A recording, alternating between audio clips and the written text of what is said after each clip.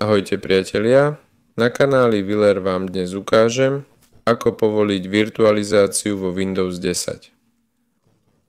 Napíšte Control Panel.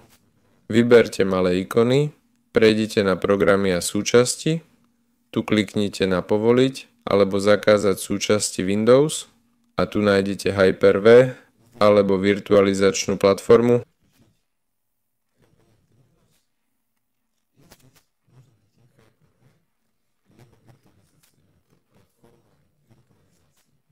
Označte ju, kliknite OK, nainštalujú sa potrebné súbory.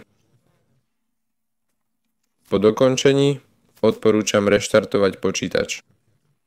Ak nemáte priečinok Hyper-V, môžete skúsiť povoliť cez BIOS alebo overiť, či váš procesor podporuje virtualizáciu.